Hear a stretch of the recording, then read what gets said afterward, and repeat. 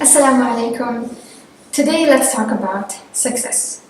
What's the first thing that comes to your mind when you hear success? Is it getting a certain job, buying a dream home, a dream car, making lots of money?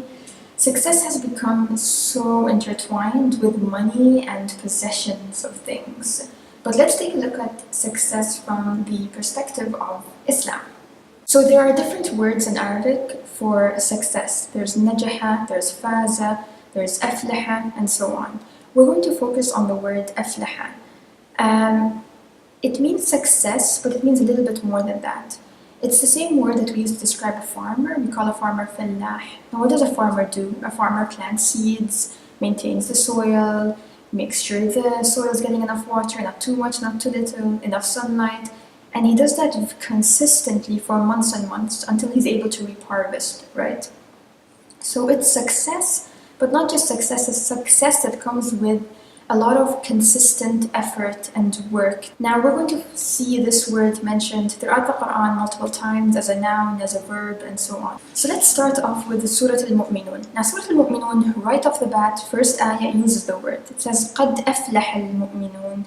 Indeed, the mu'minun have succeeded, أفلح. Now, why, what, how have they succeeded, what have they done? The surah goes on to explain in several consecutive ayahs what these believers or mu'minun have done to be able to be considered as successful. We have the next ayah, for example, that describes them as the people who in their prayers are khashi'un, humbly submissive in their prayers. And the next ayah says, and those who turn away from ill speech or useless speech, those who are observant of zakah.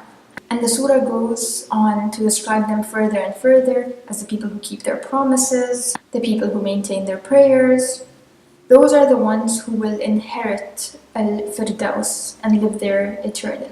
So those are the people that are considered successful. We also have this word mentioned in Surah Al-Shams. A portion of the surah talks about the nafs, and it says, قَدْ أَفْلَحَ مَنْ زَكَّاهَا. So the one who engages in purifying it has succeeded.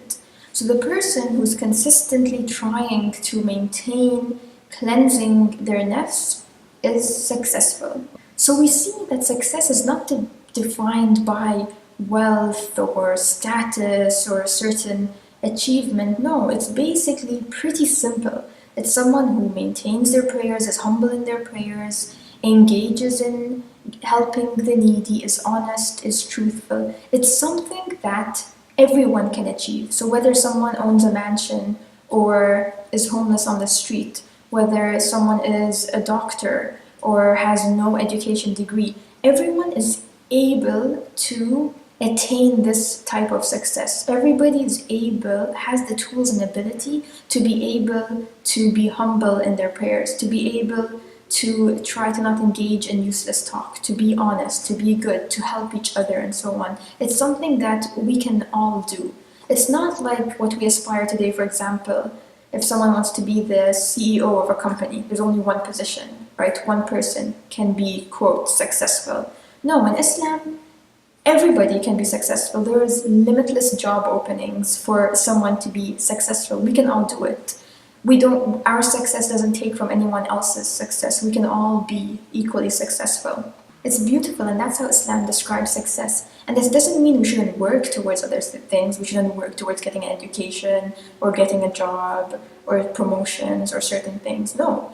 But we have to be very clear on what the core foundation of success is, and we should use what the Quran defines success to be. So there's a core foundation, and we can work on everything else on the peripheral, on getting a job, on getting a house, on getting a car, and so on the outside. But the core foundation stays the same. And it's beautiful that way, because if we don't achieve something on the peripheral, say we don't get the job that we want, we fall back to that strong foundation we have, and we understand that, okay, I didn't get that job, but I understand that God has a better plan for me. I'm content with what has happened because I have that foundation already set forth, and my definition for success is very clear. It's not the outer achievements that defines success.